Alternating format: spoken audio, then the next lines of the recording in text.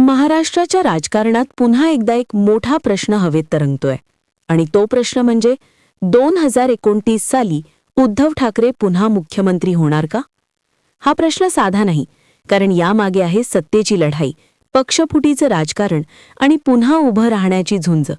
आणि या प्रश्नावर जेव्हा संजय राऊत यांना विचारलं गेलं तेव्हा त्यांनी दिलेलं उत्तर सध्या संपूर्ण महाराष्ट्रात चर्चेचं केंद्र बनलं आहे. उद्धव ठाकरे मुख्यमंत्री का नसतील? हा एकच प्रश्न त्यांनी परत विचारला. पण या एका वाक्यामागे किती मोठा राजकीय संदेश दडलेला आहे हे समजून घेणं महत्त्वाचं आहे. कारण हे केवळ समर्थन नाही, तर ही एक घोषणा आहे, एक मिशन आहे आणि एक लढाईची सुरुवात आहे. राऊत पुढे म्हणतात, आम्ही खासदार आहोत की आमदार हे विसरून आम्हाला आधी पक्ष वाचवायचा आहे. कारण सध्या सर्वात मोठं संकट आहे ते फोडाफोडीचं, पळवापळवीचं. आणि याच संकटामुळे शिवसेना 2 तुकड्यांत विभागली गेली. एका बाजूला शिंदे गट तर दुसऱ्या बाजूला ठाकरे गट. आणि या फुटीनंतर जे काही घडलं त्याने महाराष्ट्राच्या राजकारणात एक नवीन वळण घेतलं. पण आता ठाकरे गटाने ठरवलं आहे पुन्हा उभं राहायचं, पुन्हा संघटन मजबूत करायचं आणि पुन्हा एकदा जनतेसमोर जायचं. पण प्रश्न अजूनही तोच आहे, हे इतकं सोपं आहे का?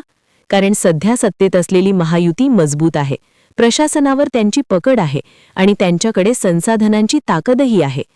अशा परिस्थितीत विरोधी पक्षासाठी पुन्हा सत्ता मिळवणं ही खूप मोठी लढाई आहे. आणि ही लढाई केवळ राजकीय नाही, तर ती मानसिक आणि संघटनात्मक देखील आहे. दरम्यान राऊतांनी एक महत्त्वाचं विधान केलं. 2029 साली उद्धव ठाकरे मुख्यमंत्री व्हावेत यासाठी आम्ही प्रयत्न करू. हे वाक्य ऐकायला साधं वाटतं, पण यामध्ये भविष्यातील संपूर्ण रणनीती दडलेली आहे.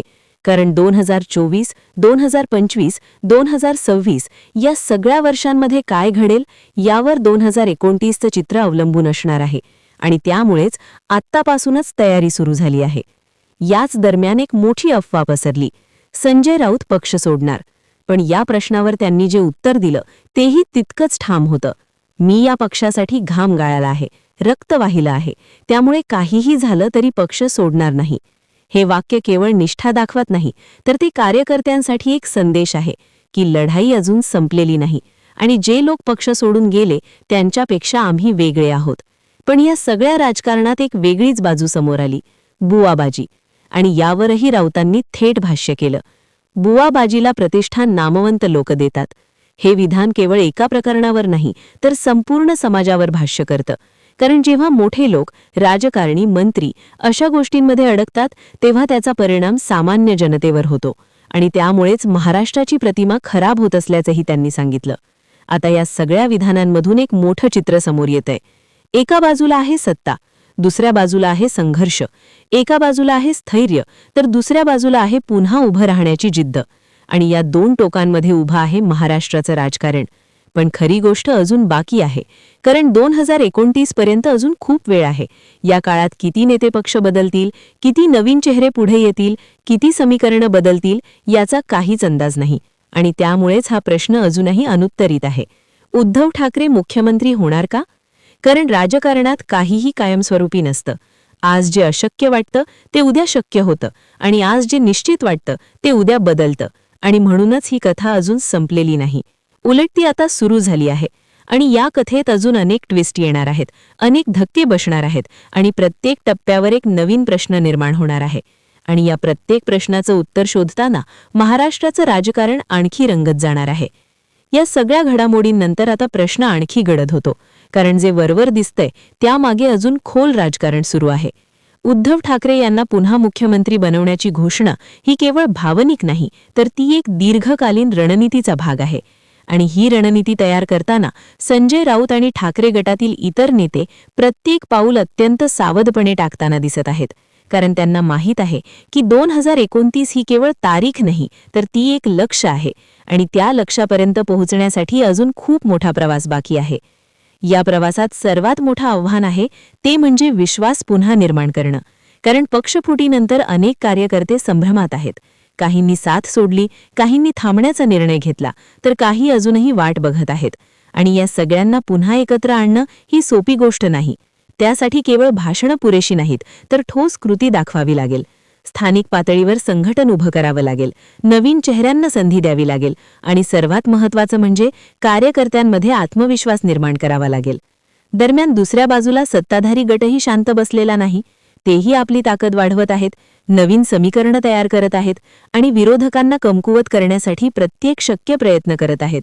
त्यामुळेच ही लढाई एकतर्फी नाही, ती दोन्ही बाजूंनी जोरदार चाललेली आहे आणि याच कारणामुळे पुढील काही वर्ष महाराष्ट्राच्या राजकारणासाठी अत्यंत निर्णायक ठरणार आहेत. या सगळ्या राजकीय हालचालींमध्ये एक महत्त्वाचा मुद्दा आहे, तो म्हणजे जनतेचा विश्वास.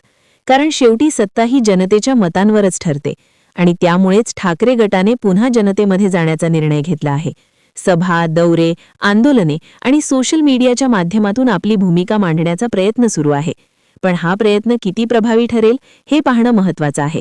कारण आजची जनता अधिक जागरूक आहे, अधिक प्रश्न विचारते आणि केवळ भावनेवर नाही तर कामगिरीवर निर्णय घेते. याच वेळी एक वेगळा राजकीय खेळही सुरू आहे, तो म्हणजे प्रतिमा निर्माण करण्याचा. एका बाजूला संघर्ष करणारा नेता अशी प्रतिमा उभी करण्याचा प्रयत्न सुरू आहे, तर दुसऱ्या बाजूला स्थिर आणि सक्षम नेतृत्व अशी प्रतिमा दाखवली जात आहे आणि या दोन प्रतिमांमध्येच मतदारांचा निर्णय ठरणार आहे. पण या सगळ्या कथेत अजून एक मोठा ट्विस्ट लपलेला आहे, तो म्हणजे भविष्यातील आघाड्या. कारण राजकारणात कधी कोण कोणासोबत येईल याचा अंदाज लावणं कठीण असतं. आजचे विरोधक उद्या मित्र होऊ शकतात आणि आजचे मित्र उद्या विरोधक होऊ शकतात आणि त्यामुळेच 2029च्या समीकरणात अजून अनेक अनपेक्षित वळणं येऊ शकतात.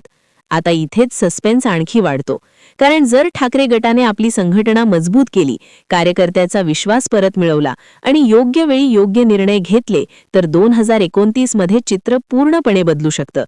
पण जर हे सगळं जमलं नाही तर हा प्रवास अपूर्ण राहू शकतो.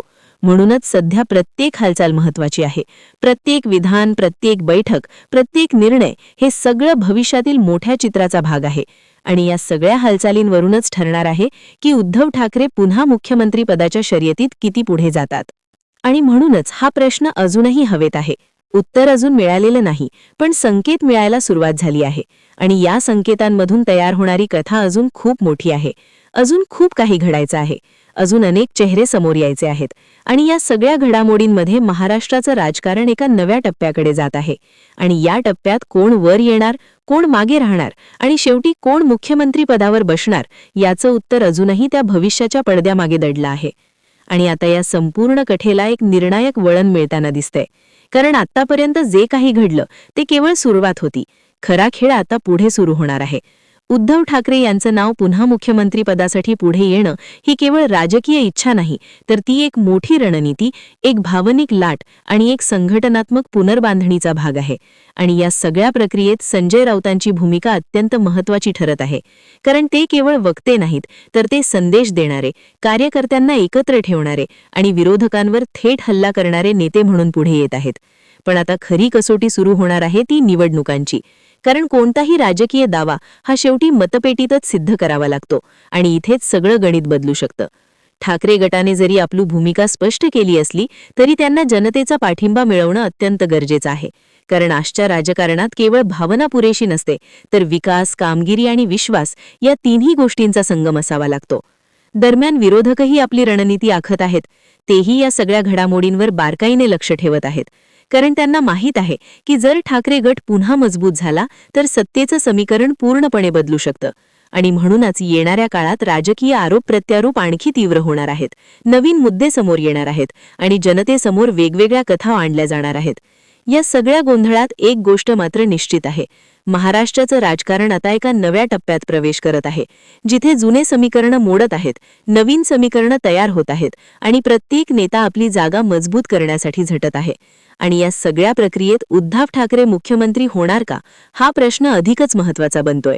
पण या प्रश्नाचं उत्तर अजूनही स्पष्ट नाही, कारण राजकारणात शेवटच्या क्षणापर्यंत काहीही बदलू शकतं. एका निर्णयाने, एका युतीने किंवा एका लाटेने संपूर्ण चित्र बदलू शकतं. आणि म्हणूनच 2029चा निकाल हा केवळ आजच्या परिस्थितीवर नाही, तर येणाऱ्या प्रत्येक दिवसावर अवलंबून असणार आहे.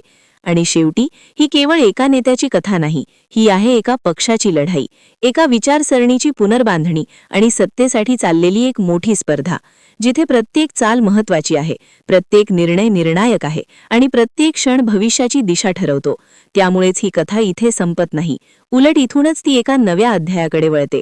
तर पाहत रहा आनंद महाराष्ट्रातला, कारण इथेच मिळणार तुम्हाला अशाच राजकीय घडामोडींचं सखोल विश्लेषण, पडद्यामागचं खरं चित्र आणि प्रत्येक बातमीचा नेमका अर्थ. पुढच्या व्हिडिओमध्ये पुन्हा भेटू. तोपर्यंत अपडेट रहा, जागरूक रहा. धन्यवाद.